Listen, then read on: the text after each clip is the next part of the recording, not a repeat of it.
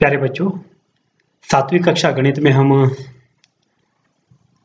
सरल समीकरण पढ़ रहे थे और हमने प्रश्नावली 8.3 को किया था और 8.3 के सभी प्रश्न आपको हल करने के लिए दिए थे और आपकी कक्षा से केवल 5 बच्चों का होमवर्क मुझे आया है और 5 में से भी केवल 2 बच्चों का होमवर्क पूरा है और 3 बच्चों ने आधा अधूरा होमवर्क करके मुझे भेजा है। जिन बच्चों ने पूरा होमवर्क करके मुझे भेजा है वो है काकून और सिमरन। बेटे, आपका होमवर्क पूरा आया है, शाबाश। इसी तरह से पूरा होमवर्क करते रहिए, भेजते रहिए। और मोनिका और श्रेया, आप दोनों ने सिर्फ प्रश्नावली 4.2 तक का होमवर्क किया है, जबकि आपको प्रश्नावली 4.3 का होमवर्क दिया था। और एक बच्चा कोई और है, नाम नहीं लिखा है, आपने भी प्रश्न जो 4.3 के थे हल नहीं किए हैं, केवल प्रश्नावली 4.2 तक हल किया है। बेटा, आप जो भी है अपना नाम जरूर लिखें जब आप होमवर्क भेजते हैं। आपका नंबर है 88 948 63 793। जिस भी बच्चे का ये नंबर है आप नाम अवश्य लिखें। तो बच्चों, जो भी आप वीडियो को देखते हैं आप होमवर्क पूरा अवश्य करें और मुझे भेजें। आपको हर तीसरे दिन वीडियो बनाकर मैं भेजता हूं। एक दिन का गैप इसलिए दिया जाता है कि आप वीडियो को देखकर प्रश्न को कैसे हल करना है उसको समझ सकें और आपको होमवर्क करने के लिए पूरा वक्त मिले। आप बार बार वीडियो को देखें।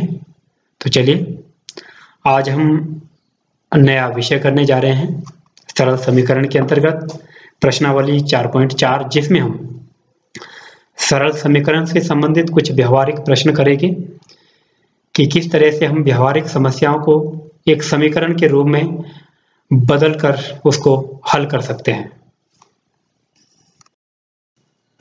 बच्चों, प्रश्नावली 4.4 का पहले प्रश्न का पहला भाग ए है। एक संख्या के 8 गुने में 4 जोड़िए, आपको 60 प्राप्त होगा। आपको क्या करना है? ये जो स्थिति दी है, इस स्थिति के लिए पहले आपको समीकरण बनाना है और फिर उस समीकरण को हल करना है। तो हम संख्या को x मानते हैं। देखिए बच्चों, हल कैसे करेंगे। माना वो संख्या x है जिसके 8 गुने में 4 जोड़ने पर 60 प्राप्त होता है। प्रश्नानुसार, प्रश्न के अनुसार हमें बताया गया है किसी संख्या जो हमने x मानी थी उसके 8 गुने, तो उसको मैंने 8 से गुणा कर दिया। x गुणा 8 8 है।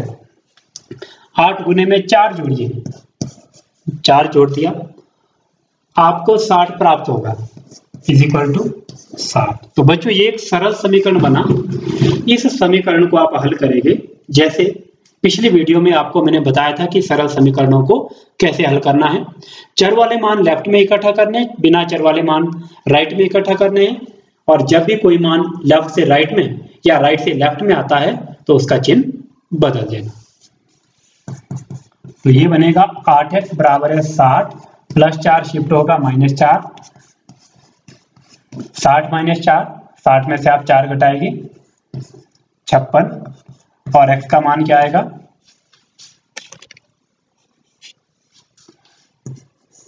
56, 8 नीचे हो जाएगा, 1 8 8, 7 8 56। तो इस तरह से जो अभीष्ट संख्या है वो क्या है 7। आप लिखेंगे अतः अभीष्ट संख्या बराबर है 7। अभीष्ट मतलब जो आपको चाहिए थी। तो इस तरह से आप इन प्रश्नों को हल करेंगे। पहले का बी है, एक संख्या का 1/5 घटा 4 संख्या 3 देता है। तो आपने संख्या को मानना है x। माना जो संख्या है वो x है।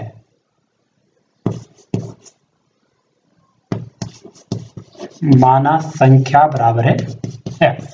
फिर प्रश्न के अनुसार आपको क्या बताया है वो आपने लिखना है।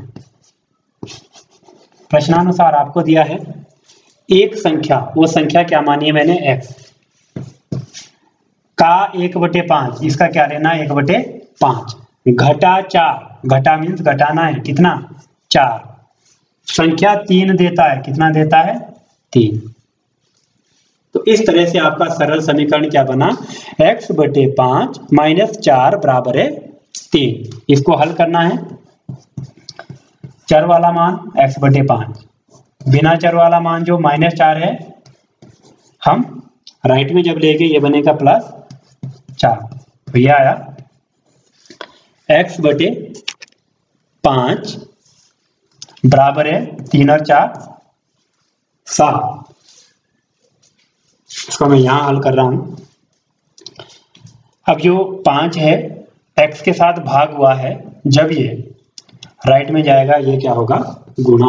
तो ये बनेगा x बराबर है 7 गुणा 5 और x का मान 7 गुणा 5 35। तो 35 क्या है 35 है अभिष्ट संख्या। हम लिखेंगे अतः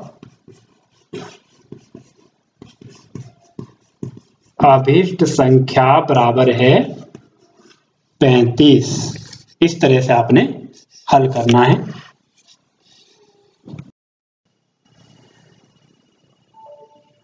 बच्चों पहले का ई है, मुन्ना ने 50 में से अपनी अभ्यास पुस्तिकाओं की संख्या के तिगुने को घटाया तो उसे परिणाम 8 प्राप्त होता है। इसके लिए आपने पहले समीकरण बनाना है। माना अभ्यास पुस्तिकाओं की संख्या x है,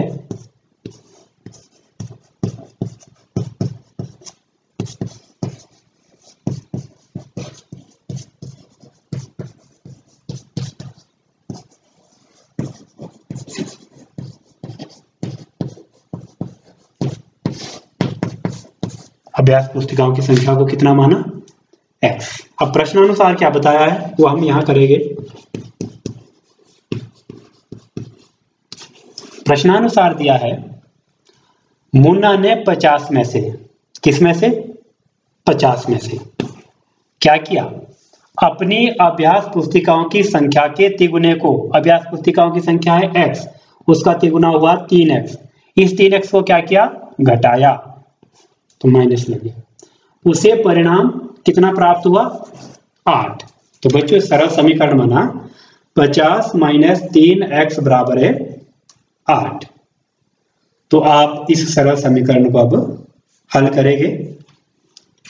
जो बिना चर वाला मान है उसको मैं ले जाऊंगा लेफ्ट से राइट में, तो ये बनेगा -50 और -3x बराबर है 8 में से 50 घटाएंगे कितना आएगा -42। तो x का मान क्या आएगा, जो -3 है ये कहाँ जाएगा 42 के नीचे जाएगा। तो ये बनेगा x बराबर है -42 बटे -3, माइनस से माइनस कैंसल, तो x का मान कितना आया 1 × 3 = 3, 14 × 3 = 42। तो इस तरह से जो अभ्यास पुस्तिकाओं की संख्या है वो कितनी है 14। अतः अभ्यास पुस्तिकाओं की संख्या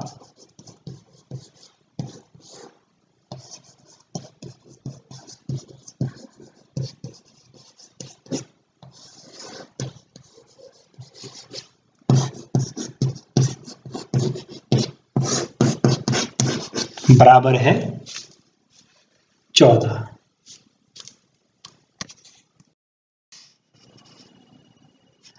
बच्चों प्रश्न नंबर दूसरे का बी है, किसी समद्विबाहु त्रिभुज में आधार कोण समान होते हैं, शीर्ष कोण 40 डिग्री है तो आधार कोण क्या है। बच्चों समद्विबाहु त्रिभुज इस तरह का होता है जिसके ये दो आधार कोण है, ये क्या है समान है, और ये जो शीर्ष कोण है ये दिया है 40 डिग्री। तो ये आधार कोण को दोनों बराबर है, तो इन दोनों को क्या मानेगा हम, पहले को भी x और दूसरे को भी x। तो माना आधार कोण बराबर है x।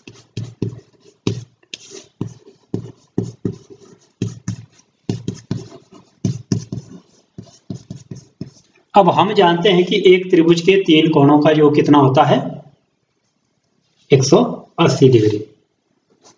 त्रिभुज के तीनों कोणों का योग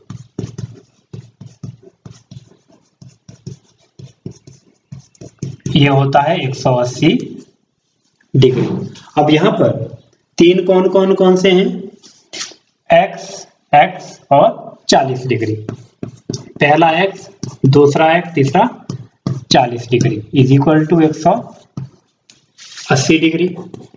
x और x 2x जमा 40 डिग्री बराबर है 180 डिग्री। तो बिना चर वाला मान हम शिफ्ट कर लेंगे लेफ्ट से राइट में, तो हमारे पास क्या आएगा, 2x बराबर है 180 माइनस 40 और 180 में से 40 घटाएंगे 140 डिग्री। तो 2x का मान आया 140 डिग्री। तो x कितना आएगा, तो 2x के साथ गुणा हुआ है 140 के साथ, ये हो जाएगा भाग 7 दूने 14 और 0। तो x का मान कितना आया, 70 डिग्री। तो समद्विबाहु त्रिभुज का प्रत्येक आधार कोण कितने का होगा, 70 डिग्री का होगा। तो हम लिखेंगे अतः समद्विबाहु त्रिभुज के आधार का प्रत्येक कोण, अतः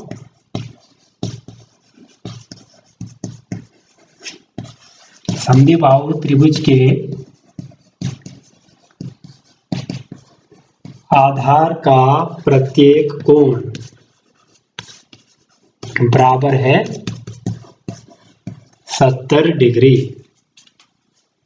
तो इस तरह से आपने इनको करना है। बच्चों प्रश्नावली 3 का B हम करते हैं।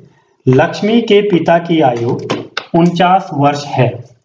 उनकी आयु लक्ष्मी की आयु के 3 गुणे से 4 वर्ष अधिक है। लक्ष्मी की आयु क्या है? तो आपने लक्ष्मी की आयु को ज्ञात करना है। तो माना लक्ष्मी की आयु है x वर्ष।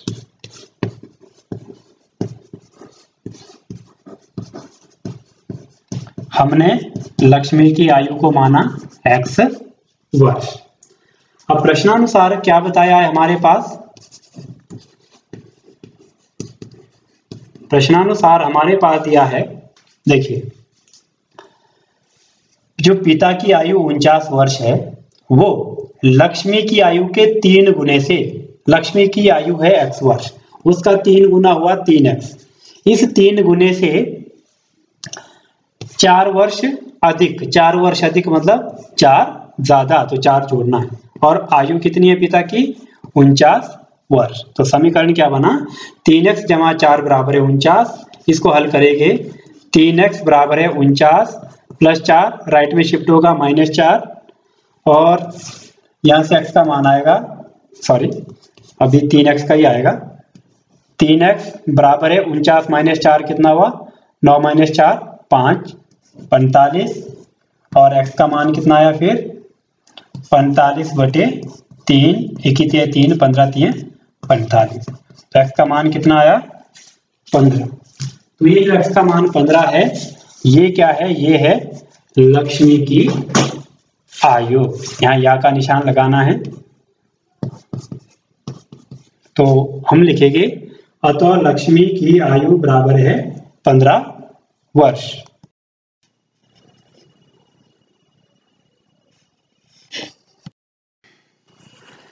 तो बाकी जो प्रश्न है बच्चों, प्रश्नावली 4.4 के प्रश्न नंबर पहले के कुछ भाग हमने किए हैं और कुछ आपने खुद करने हैं। प्रश्न नंबर 2 के भी 3-4 भाग थे, एक भाग मैंने किया है, बाकी आप स्वयं करेंगे। और प्रश्न नंबर 3 के भी एक भाग मैंने आपको बताया है, बाकी आप खुद करेंगे। तो इस तरह से आप जो आज की प्रश्नावली है इसके सभी प्रश्न करेंगे और मुझे भेजेंगे। Thank you.